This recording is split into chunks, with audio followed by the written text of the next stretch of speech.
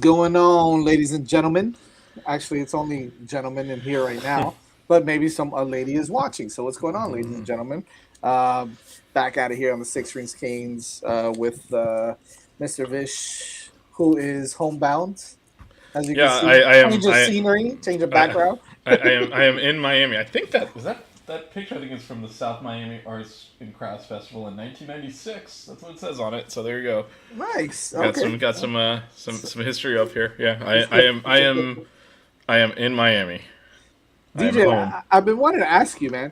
Has the weather kind of gotten better up in the Northeast, or what? A little rainy, warmer than the winter, but a little rainy. It's like we have, winter, kind of spring, a Right. hot summer, and then fall. I'm back It's out really with the weird. cold weather. Yeah. Yep, it's really like weird. it's like you know how you can get long COVID, you can get long winter. It's just like this isn't over yet. Yeah. Because it'll get warm, and then it'll be like in the 70s and 80s. Like, all right, Such we're a done, tease. and then it'll dip back down again. You're like, damn it, I thought we were done with this. Such a tease. That's So right. this is the struggle part. April and like beginning of May is when it goes hot one day, and you're like, all right, we're past this. It's shorts weather, and the next day it's like, oh, Well, listen, I looked at the weather for this weekend down here, and it's going to be a scorcher.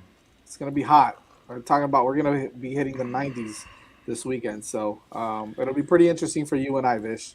yeah. So that'll be nice. But Lucky.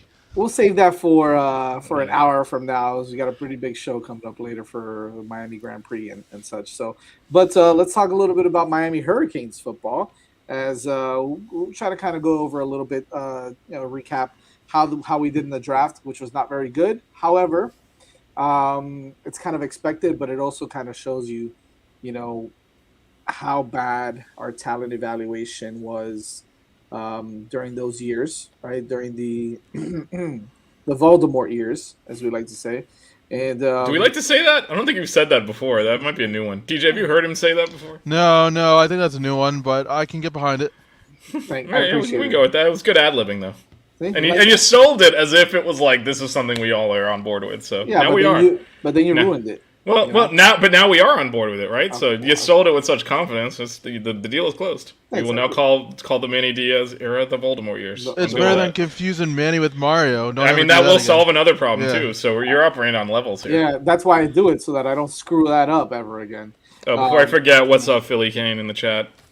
Philly Kane. Oh, he's in the chat. All right, what's Yep. up, Philly Kane? Anyways, yeah. So interesting events as the guy that got drafted. I don't think a lot of maybe regular Miami fans, kind of everyday fans, were kind of expecting to be drafted. However, before we get to that, I think we should thank our sponsor. What do you think, Fish? I think that's probably a good idea. I think so. I think so. we We'll talk should do about those things. PrizePicks.com. We should do those things. Prize Picks, we'll definitely talk a little bit about Prize Picks, the official daily fantasy app of Five Reasons Sports, of the Five Reasons Sports Network. Make sure you're using the code 5 when you log on. That's FIVE. So spell it out, code 5. Prize Picks will match your initial deposit up to $100. You can use the code 5 when you sign up. You don't even have to spend it all at once, which is really nice. You can play the NHL playoffs, NBA playoffs. You can play many different things. I wonder if you can play F1. I don't know if it's ready for F1 yet, but you've got a couple different sports. You can mix and match your players, and then at the end of the day, it's all how much you want to win, how much you want to make, right? How much money you want to win. So you can pick between 2 and 5 players, play the over/under on their individual categories. It all depends, again, how much you want to win. So if you go 2, you're not going to win as much as if you choose 5 players, and so on. Make sure you go to PrizePicks.com. Sign up there, use the code 5 FIVE, and hopefully you win. PrizePicks.com, check them out. All right, enough about Prize Picks now, right? Hey, the prize was We got a prize pick in the draft. Yeah, in the draft, pick. one person got a prize pick. Mr. Everyone else Jonathan signed as a free agent, but we got a prize pick. Where are I don't even see who they are. Oh, okay. Anyways, yeah, so interesting. How do y'all feel about Jonathan Ford? And I'll give you kind of my 2 cents after on. Was it surprising to you guys that you saw Jonathan Ford was the first cane off the board in the 7th round to the Green Bay Packers. We'll start. Let's start with DJ tonight. DJ, talk to me. I was a little bit surprised. I thought that a guy like Charleston Rambo would be able to find a home. Now, the kind of disadvantage for Rambo here was that this draft was very, very wide receiver heavy. There were many talented wide receivers. We obviously saw, the Wilsons and Olaves go in the first round, but I honestly thought that maybe Rambo would be the first first Hurricane drafted because of, just the explosiveness and the playmaking ability that he brings to an offense. The play style that Rambo plays with is the type of play style that fits today's NFL really well. He's a downfield playmaking threat, so I was very surprised to not even see him taken in the draft. Yeah, I was a little bit surprised with that also. Vish, how do you feel about Jonathan Ford being drafted? Yeah, I mean, it surprised me. You had made a good point, which I'm going to steal now. So, but that, once you get to those later rounds, it is much more measurables than performance because you're thinking, if there's potential. You'd rather take someone you think measures up to an NFL body and talent and try to figure out how to get performance out of them than to take someone that maybe played better on the college level that you don't think can physically play on the NFL level. So that's probably why he got picked. I was surprised he got picked.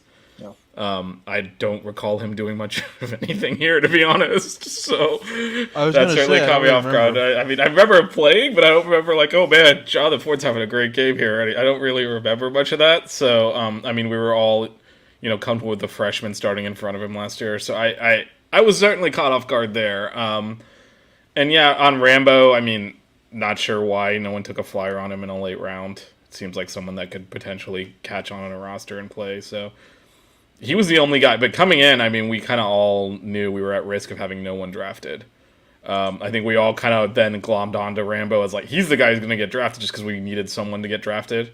I think if it was, I would say, as Philly Kane said, it was an embarrassment and, this shouldn't happen at Miami. If it was like a normal Miami draft class and we had like 4 or 5 guys drafted in early rounds, I think anyone would be saying, wow, I can't believe Rambo didn't get drafted.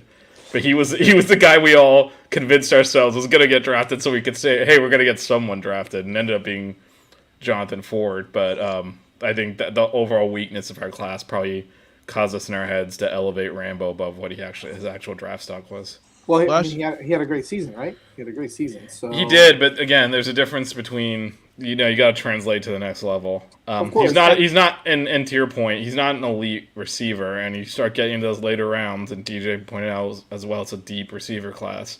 It's much more measurables and potential than it is actual performance. However, I don't know, and someone made this point. I think it was 28 receivers that got drafted altogether. I don't know if there's 28 receivers better than Charleston Rambo. However, the draft says so, so there is. And I think the biggest thing with Rambo is, aside from the guys like you mentioned, DJ, Garrett Wilson and Olave, Jameson Williams, those guys, and even some of the other guys in round 2 and 3, those guys are special talent, right? Like, I mean, they ran really fast. They were great route runners. And they were productive at the highest level.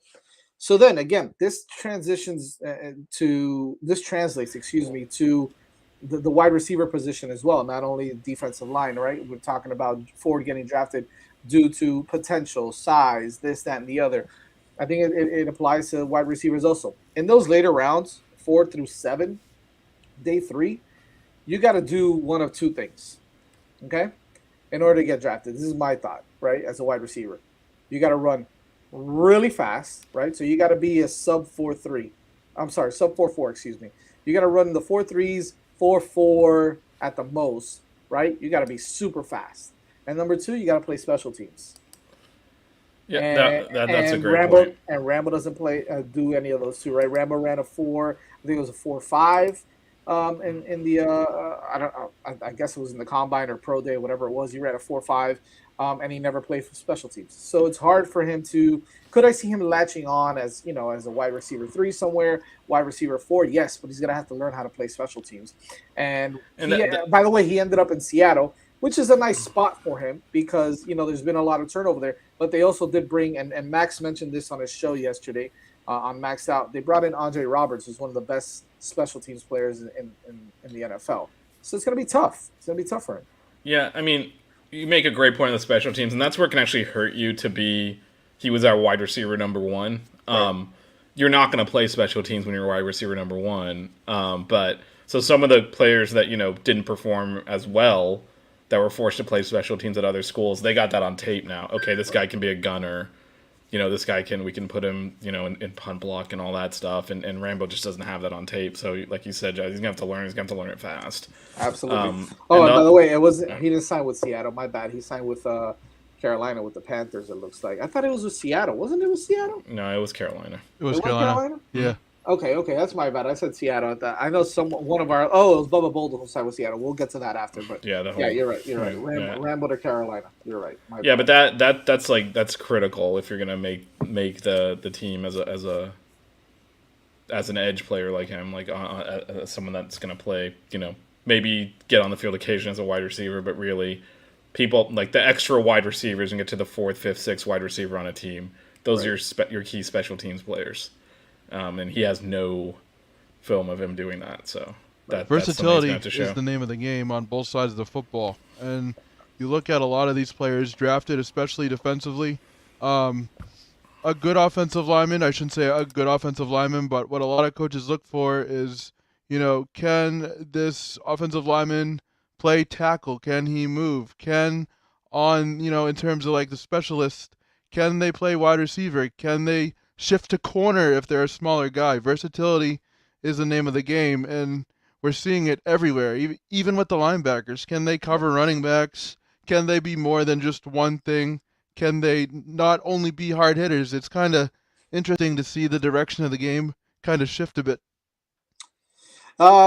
Moving right along to our next guy, Danny's boy here. We'll kind of get to him. Look, he had a very solid career at quarterback for the University of Miami. We loved him down here.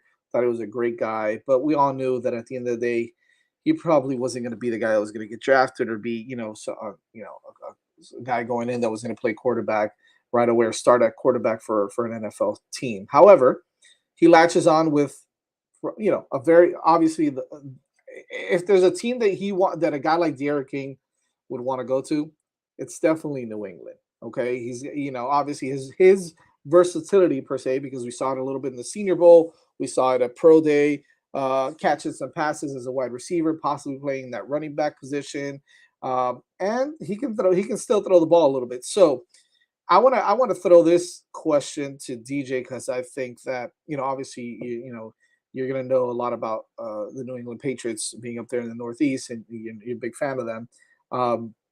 How does he fit into this team? Because, I mean, look, I don't expect him to make the team, but he's got an opportunity because he's versatile.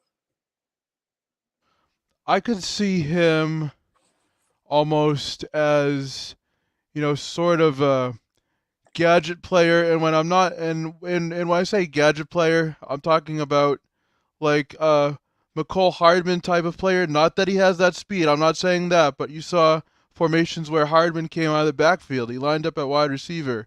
He threw a couple passes occasionally on trick plays. Because when I look at King, the Patriots are set at tight end with Hunter Henry and Jonnu Smith. They drafted a wide receiver in Tyquan Thornton out of Baylor with what they have already. They have a full running back room led by Damian Harris and Ramondre Stevenson.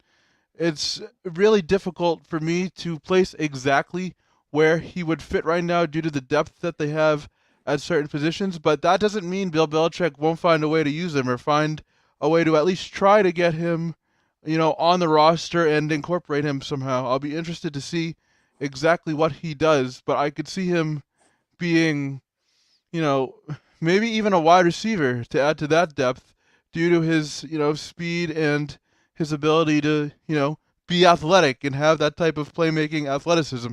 We saw it in Miami kind of as a scrambling quarterback, and, now he could, use that speed to, be a dependable weapon for New England if he makes the team. I'm interested to see how Bill uses him because Bill is very good at, trying to put the players in the best position to succeed and get the most out of players who other teams may just completely miss out on.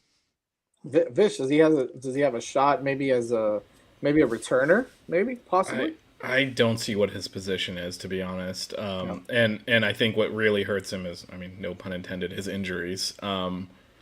He in 2020, before his first injury, and then we rushed him back and he re-injured himself, right? Before that, he was so dynamic that you just get the ball, like DJ said, you get the ball in his hands, he makes things happen. There is room for that in the NFL, like DJ said. A good offensive coordinator, I'll have a package for this guy. If he can also like cover kicks or something, I can have a package where I can have him on the field for a few plays. But coming back from this injury, my guess is they want to see how far along he is and maybe practice squad him for a year while he rehabs and gets back to, because if you can get that explosion back, there is room. 2020 Derek King, not at quarterback, but there's room for a player with that dynamism in the NFL. The one that we saw last year, even when he was playing on one leg, there isn't. No. And so and it's not, and he actually threw the ball pretty well in some of those games last year before he got injured again, but the explosion wasn't there, and that's his differentiator. So, hopefully, like, they keep him around. He gets to a pro rehab program. He's out of the Voldemort era, so get into a professional organization here that might be able to rehab him. I mean, actually, if you think about, like, Braxton Berrios spent a year on the Patriots practice squad, and now he's still playing. Right. So like DJ said, they are very good at kind of being patient with what they see as talent that needs more time to kind of grow. And for him, it's probably strengthening that knee and trying to get some explosion back. So I think he has a chance to make it down the line. I think best case this year is they keep him around to rehab and get him up to speed, because he's also gonna have to learn a new position. So if they see that potential, especially athleticism there, that's his ticket. Real quick, going back. Go ahead, TJ. Go ahead, finish. I'm sorry. I could see him being a Taysom Hill type of player, not in terms of like skill level, but just how New Orleans in the early stages of his career, especially, kind of put out separate packages for him, kind of tried to use him on the field as much as possible. He didn't have a specific role in the beginning, early on. Yes, he was a quarterback, but he came out of the backfield, he caught passes, etc. So I could see something like that happen with King once he's fully healthy. I mean, we're seeing more gadget players kind of find homes in the NFL, and I could see something like that happen. It will be interesting to see. If nothing else, New England is giving him a chance to, get film so that other teams can scoop him up if it doesn't end up working out. Real quick before we move on, I wanted to get your take. Does Rambo make the team, or is he a practice squad guy for the Panthers? And real quick, say, team, he makes the team or practice squad, and the same thing for Deandre King, both of you. Go first, Vish. I think Rambo does not. I think King is on the practice squad. Rambo does not. Yeah. Rambo does not. No. Yeah, I think he gets cut. He gets cut. Okay. And King practice squad. So not even a practice squad for Rambo. Not initially. There's so much churn though. Like, you gotta remember, like, they're not just auditioning for the team they're on. They're auditioning for the other one. So he might end up, catching on somewhere. But I don't think it'll be Carolina. I think exactly what I think. Jazz, your point earlier was right on the mark. Like, without having a lot of time to develop a special teams position, I don't see why a team would carry him. Gotcha. Because I guess my point is I think I had an overinflated in comparison to the NFL evaluation of his receiver skills. Clearly, if you go through 7 rounds and no one drafts you, they don't view you as like this is a rotation receiver. Right. Right? Yeah. Otherwise someone would have drafted him. So I thought he was. I thought he was like, hey, this guy could be like a third receiver, on a team. Yeah. And apparently the entire NFL disagrees with me. So you gotta own that, right? Well, I'll tell you what. I don't know what Carolina's receiver room looks like. So, if it's weak, if it's like DJ Moore and the rest of I don't even know if DJ Moore is still there. But yeah, I think he can latch on. if they keep more than 4 receivers, and I think he might be wide receiver 4 on that team. That's how I feel. I just think that he's talented enough where he could kind of do that. And De'Aaron King, I think the same thing. He's a practice squad guy, and he could potentially come up if there's injuries and do something. So, excuse me, moving along to the next guy. So this is a guy that I thought if we didn't see him play last year, and I understand he played last year with injuries, a lot of injuries that we probably didn't even know, although we can tell he was kind of half-assing a lot, is Bubba Bolden. I think he had an opportunity. If he would have said maybe 2 years ago, said this kid's going to get drafted because he's talented, he's big, 6'3", 200-pound safety, likes to hit people. But we saw the regression last year, whether it was injuries or not. I think that the reason why he didn't get drafted is a lot has to do with his injuries, and he had I think he had surgery on his shoulder, if I'm not mistaken. Still gets picked up by Seattle, and I think that he has an opportunity to make the team. Maybe not necessarily as a full-fledged like free safety style. If he plays a little more in the box, because he does like to hit people a little bit, I think he has an opportunity. How do you guys feel about Bubba Bolden in Seattle as a free agent pick? With the way they value their safeties, I could see Bubba Bolden having a shot in Seattle. He's athletic. He can come up and make the hard hits. So I do see him having a chance to latch on in Seattle. Like I said, they value defense, they value the safety position, and he's fast. And that's something that all NFL defenses are starting to shift towards versus the traditional lumbering, tall, strong guys, per se. Yeah, I think he's actually got a decent chance to make that team. Jazz, you mentioned he was coming back from injury. He had most of the season to heal. It is a shoulder injury. He should probably be good to go for camp. They're also going through a rebuild, so they'll be willing to give younger players a chance. They're not trying to they're in the same division as San Francisco and Los Angeles. They're not going to win the division or make the playoffs. So they're, I think, fine. And they obviously traded Russell Wilson, so they're kind of embracing the rebuild. So that's where let's keep this kid around. I mean, where would he have been picked if he just gone pro after the 2020 season, which he probably should have done? Right? You're on mute, Jazz, but he would have been picked, I think, prior to the injury. Crap. Yeah, I think he might have been a day 2 guy. I mean, second, third rounder, maybe. Yeah. I mean, based off his production. Yeah, I mean, he was someone that I think a lot of us thought would go pro. And we tend to rag on kids for going pro. This is one that probably should have. Right. So, I mean, it's not always just like, oh, your stock is going to improve. He came back because we had a good season in 2020 and thought. True. He didn't realize they were involved with that. Didn't recognize the Voldemort effect there. But so I think Seattle will look at him as someone. Hey, this is a guy that 2 years ago we might have drafted. Maybe not second, third round, but we would have probably drafted if he was on the board in one of the later rounds. We can pick him up as a free agent. If we get him healthy, we'll be patient with him. So I think he has a good chance to make that roster. He has to. All these ones we're talking about, other than if they're like linemen or something, they gotta commit to special teams. That'll get you cut so fast if you're not. I think he will. I think he will. He works his ass off. So I think that's why I actually, in comparison to Rambo, I think he's got a much better chance of sticking. All right, let's go to the next guy here. I think we're all in agreement that it looks like he can make the team, right? Cool. Next guy is obviously a guy I think we all kind of love in Miami. Had an amazing, a very productive career. Had an amazing career, if you ask. 182 receptions, over 2,100 yards, 15 touchdowns. It's Mike Harley. Mike Harley is a guy. Obviously, he didn't get drafted either. Didn't really think maybe after last year we thought, hey, maybe he's got an opportunity to be a day 2 or day 3 guy. This year he kind of regressed a little bit in the system. Rambo obviously picked up the slack a lot and had a really great year. So Mike Harley did have some issues with the dropsies early on, and it looked like he was going to have a terrible year. He kind of picked it up and had a really good second half of the season. So. Look, he's a guy that ran fast, right? I think he ran a 4.4, if I'm not mistaken. Although it wasn't as fast as people thought he would be. So he he was probably pegged to run about a 4.3.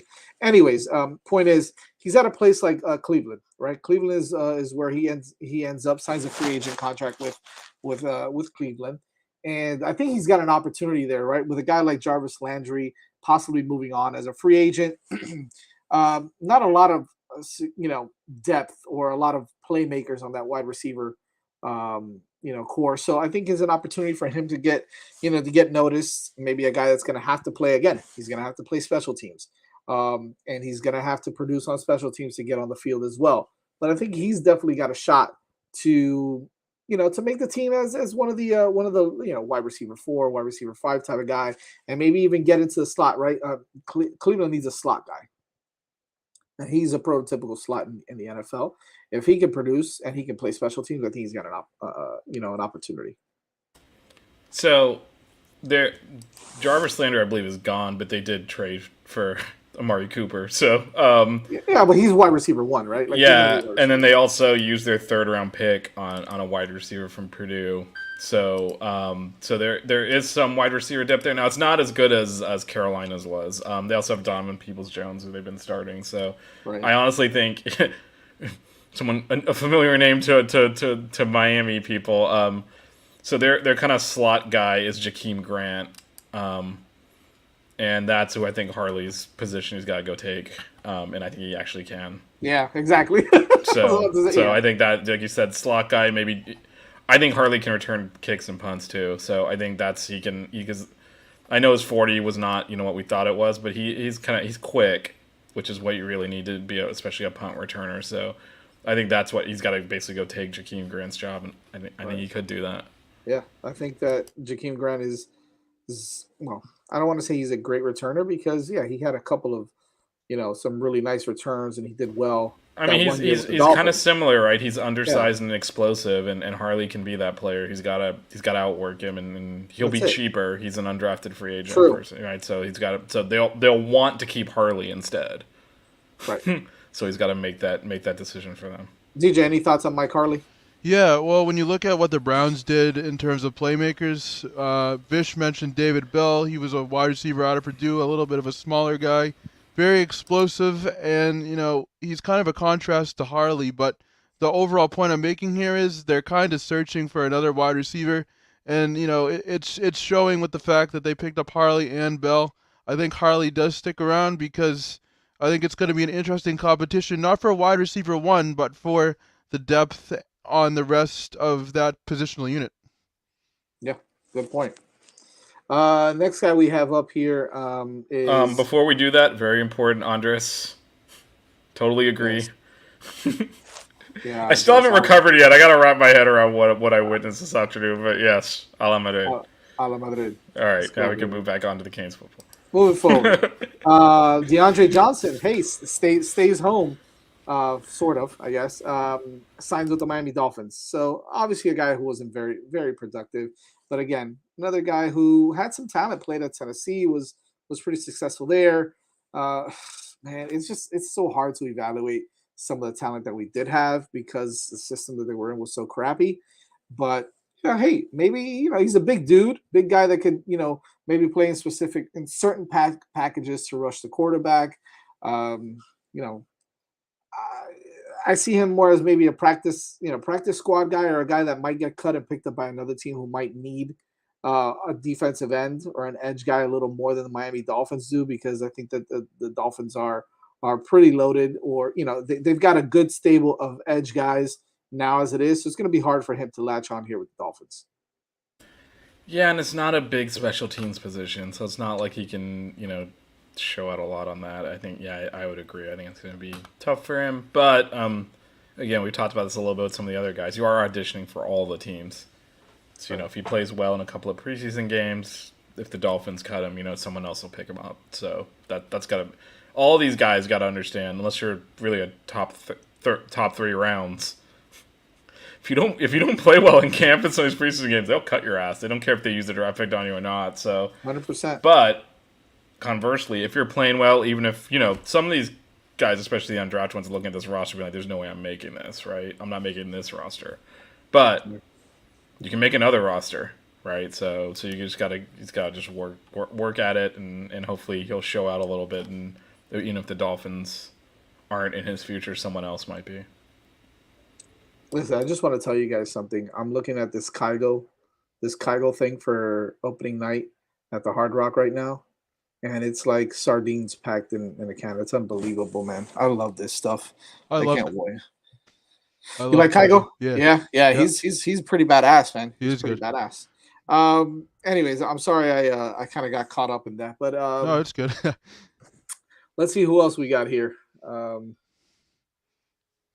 who else do we have? Let's talk about Mr. Zach McCloud. So signing on with the signs of free agent contract with the Minnesota Vikings. Here's another one that I think is going to be tough for him to latch on there because they do have a nice stable of edge guys as well. Good defensive ends.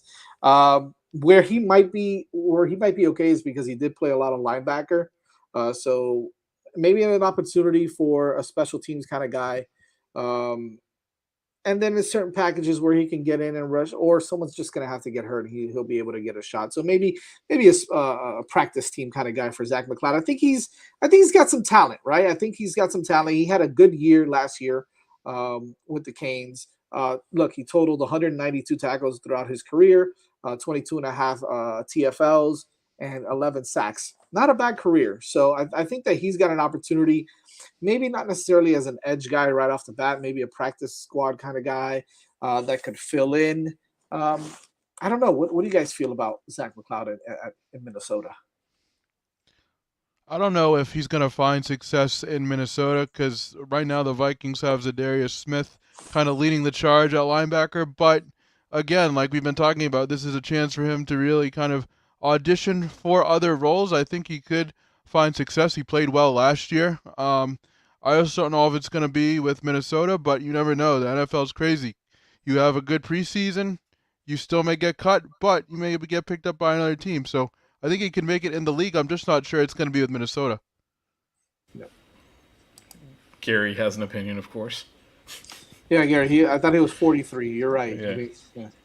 I will say it's an odd choice. And well, I guess Minnesota maybe they have a new coach though, but I'm pretty sure they run a 3-4, and so that puts him as you mentioned his versatility, Jazz. At 3-4, there's only one position he can play, which is kind of the outside linebacker, edge rusher type, and frankly, I don't think he's explosive enough to be that on every down. So to me, it was an odd choice because one of the benefits of not getting drafted is you can pick which team you undrafted free agents on. Maybe he didn't have a lot of options. Yeah. But I know Vince is saying he's a 34 player. I don't think so. I think he's probably. I think for him to glom on, I thought it would be more of like a quick 4-3 end. Where he could be a playmaker in situational plays, because I don't think he's an every down NFL player in any scheme, to be honest. And I think as a 3-4, there's just a lot more burden on you to be able to cover and rush, and I didn't see that versatility in his skills. I was trying to avoid using that exact adjective, but sure, let's go with that. Yeah, I agree. No, I agree. I'm with you guys. I think if anything, I mean, could he latch on a team like you said, Danny? Sure, maybe not the Vikings. Vikings might not be the stop, and again, he's still, like you guys said, he's still auditioning for other teams too. So, hopefully he does. Another guy that I wanted to talk about a little bit is, I think one guy. Well, there's two guys here that I think have an opportunity from the offensive line perspective. And I think that Jared Williams, who signed with the Philadelphia Eagles, actually has a good opportunity to make that team.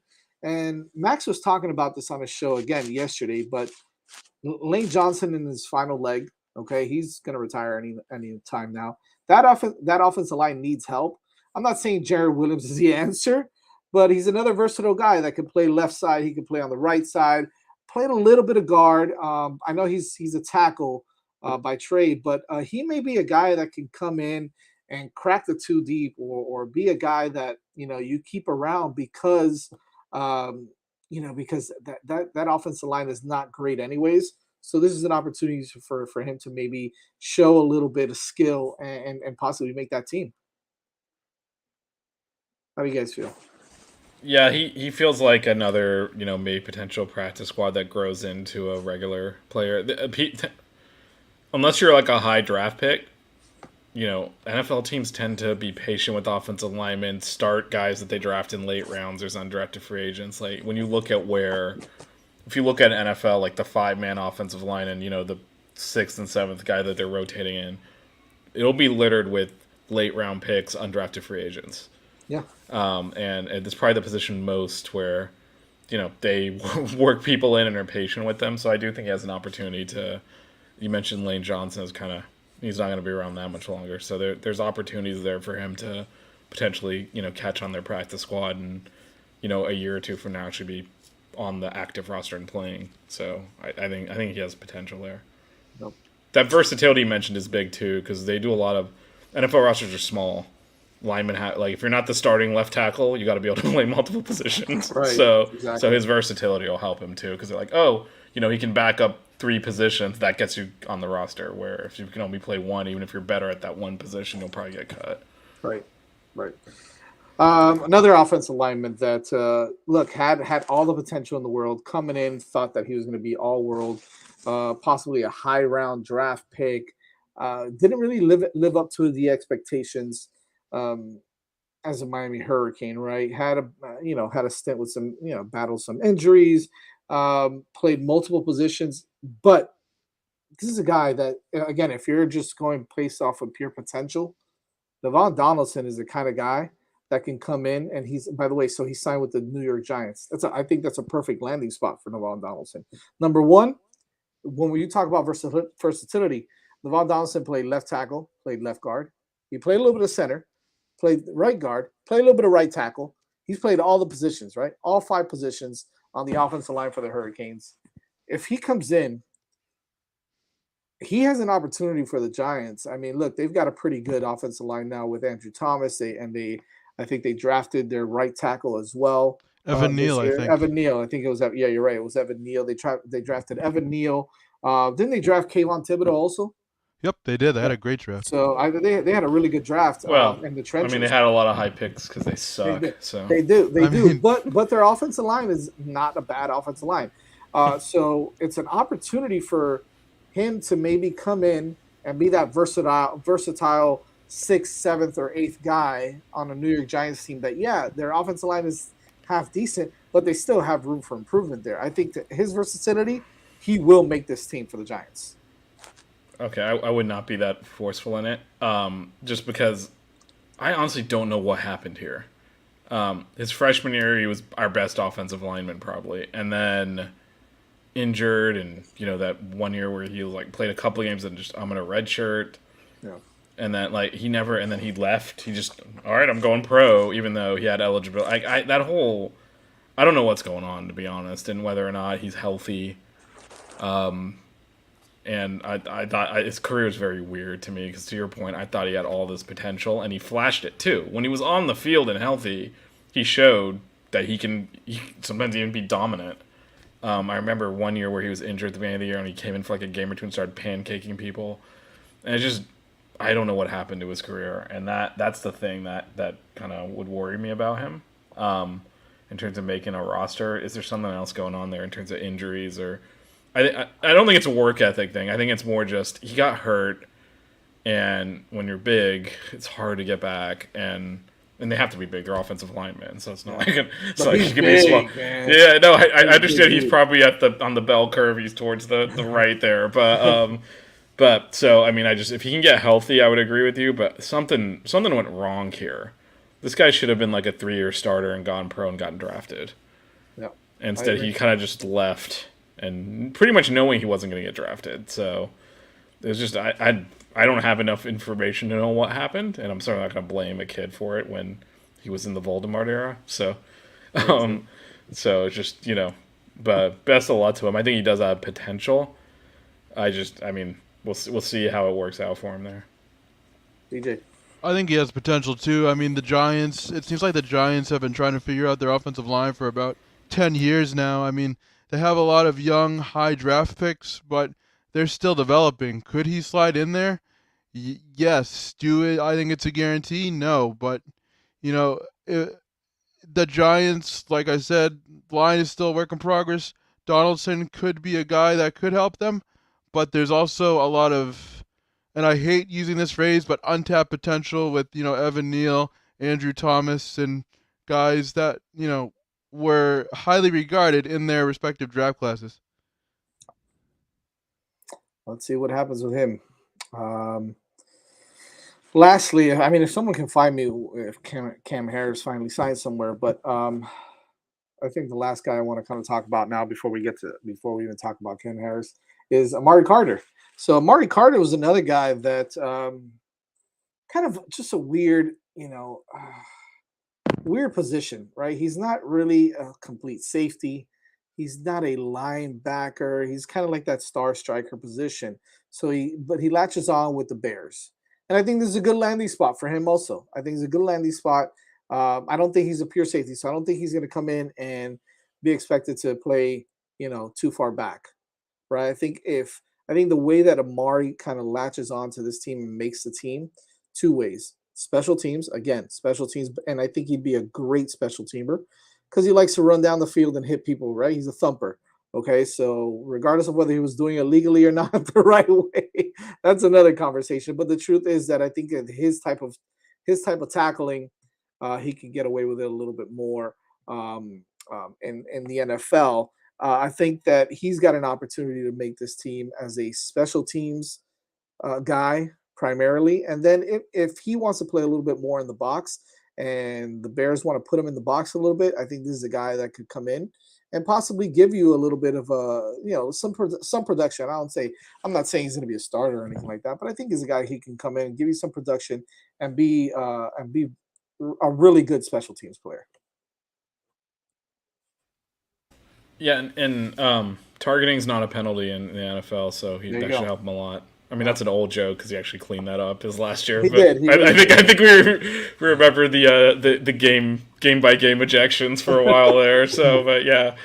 I think the fact that he was able to kind of switch positions around in college will help him, because he's gonna have to play special teams. I mean, we're a broken record on some of this, but I think he can do that. And just to your point, he's someone that some defensive coordinator might look at and say, I can use this guy because I can put him. Physically, he's gifted, right? Yeah, he's a big, solid he's dude, gifted. He's gifted. Yeah. He's strong. He can play. Like you say, he can take contact, so he can play closer to the line of scrimmage.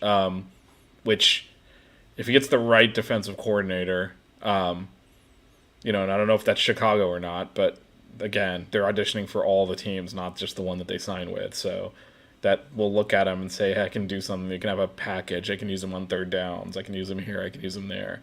Hey, we need depth, and he can play safety, and we can use him in linebacker and nickel situations. So, let's keep him around. That type of thing. Right. I do think he's got that ability to play, multiple positions. I'm not comparing him to Jamal Adams, but in that Jamal Adams type of role.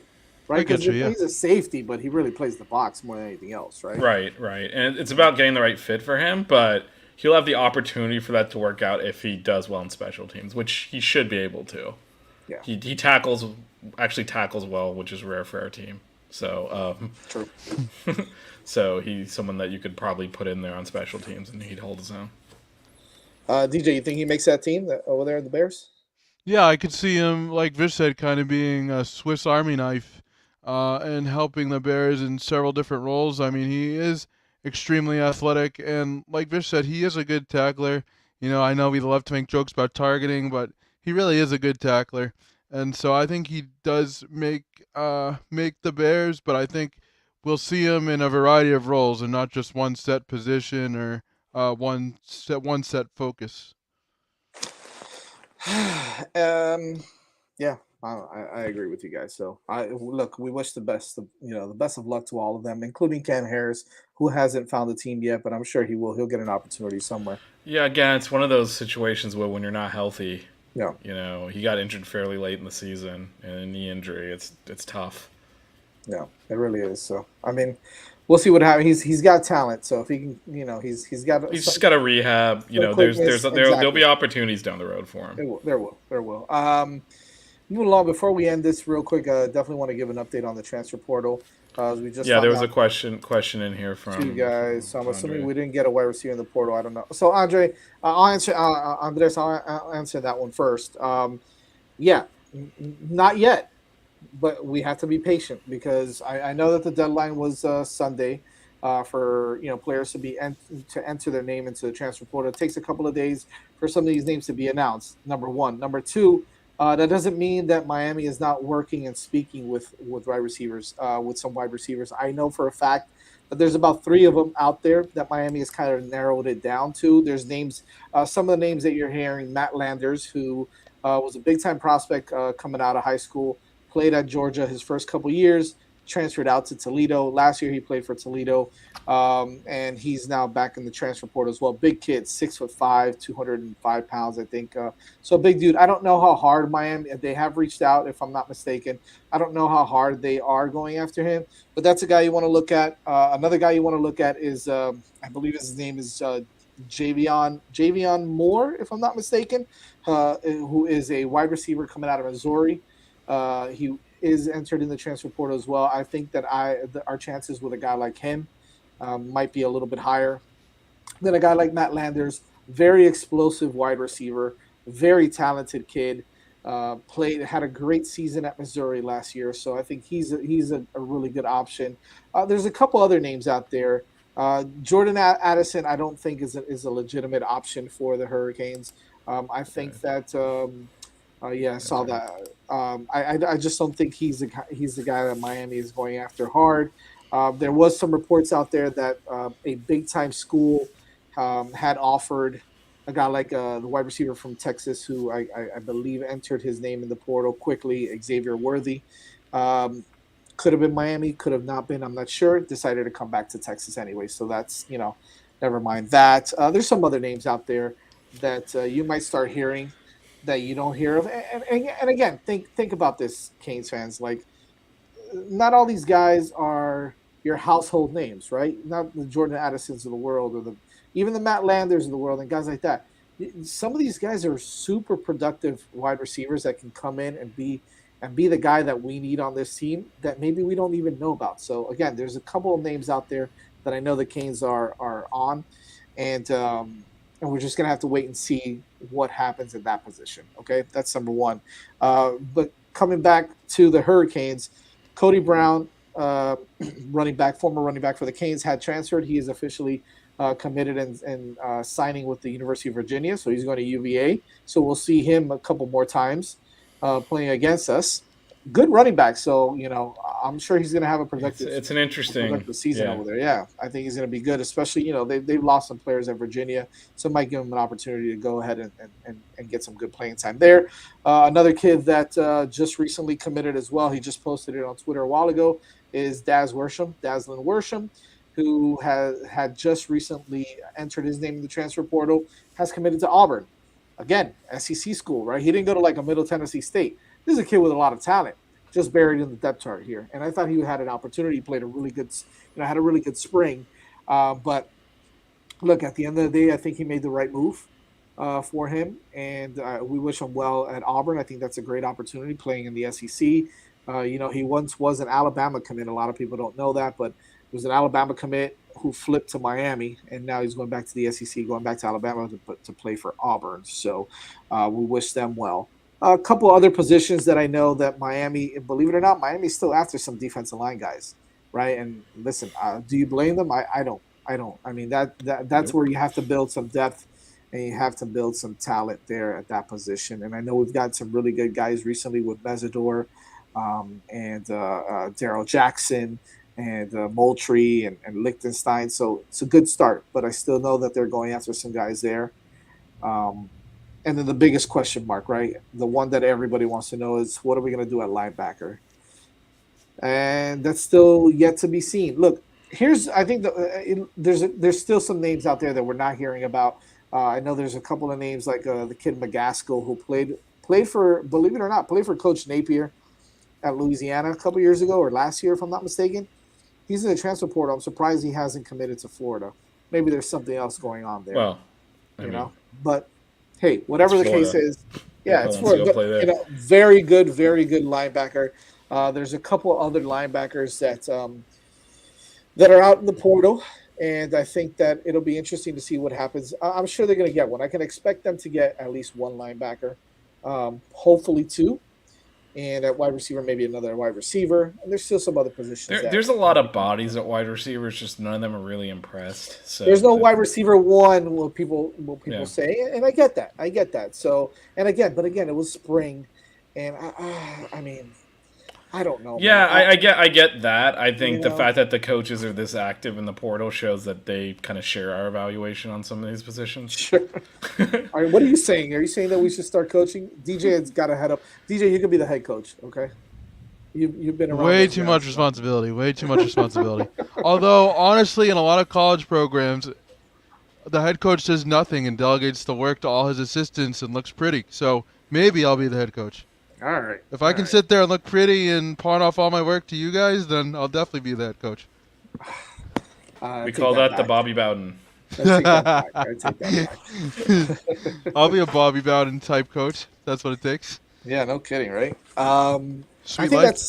that's about it. I know recruiting is going to start to pick So up. just one last thing I wanted to touch on, which is the topic of the NIL deals. Oh, Been a yes. lot of stuff going around on that. Obviously, the whole thing with Isaiah Wong last week.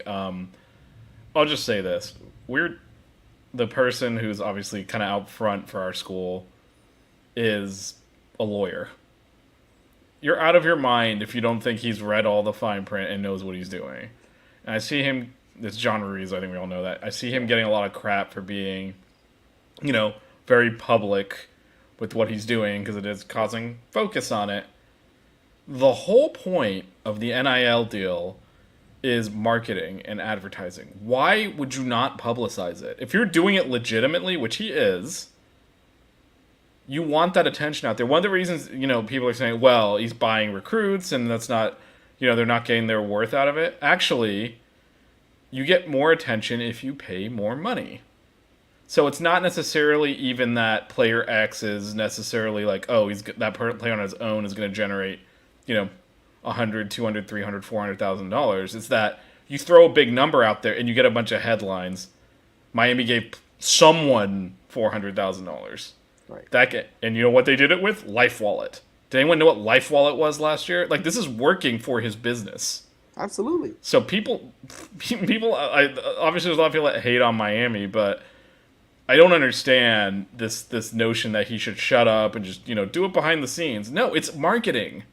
Yeah. It needs to be out in the open. Every time he signs someone to a big, every time he signs someone to a big deal and advertises it, everyone talks about it, and that is giving his brand advertising, which is the whole point of the NIL deals in the first place. I like what Andres put here. If you want to post it there really quick, I totally agree.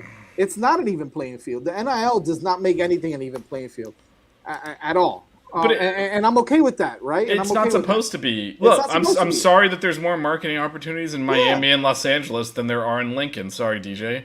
So that's just the way it's going to be. Tough. It is what it is. It is what it is. And if you get a big booster, you're going to be able to compete. I mean, the same thing. But it's not. But I guess the difference that we have, and I was born in College Station, there ain't nothing worth that much money there.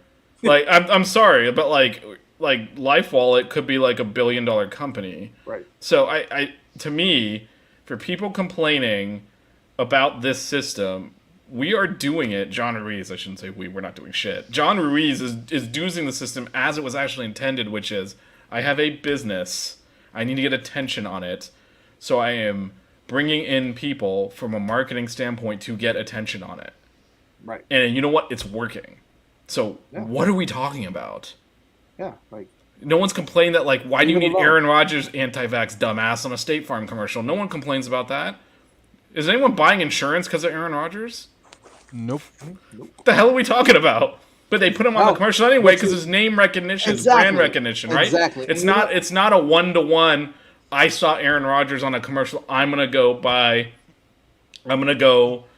insurance. It's name recognition, and every time how marketing works, and people have that misconception. It's so stupid. It's not directly translating. I'm investing this in player X or whatever. It's not a dollar for dollar thing. It's overall brand recognition. Coke is the largest marketing budget in the world. Does anyone not have awareness of Coke? Right. Why do you think they do that? Everybody knows who Coke is. They still spend all that money. Everybody knows everybody knows who Publix is, right? They still spend. So what we have is a bunch of people that are used to covering college athletics that do not understand basic economics, and they're blabbing like a bunch of idiots. And for those of us that are actually in business, like, you look like idiots. I'm just telling you all right now. You know who you are. Stay out of this one. You don't understand economics. Not only that, but when there was a time where players couldn't even profit off of their own autograph, or their jerseys were being sold with their number and they got nothing from it, and you were that strict, and now all of a sudden you open the playing field, what do you think is going to happen?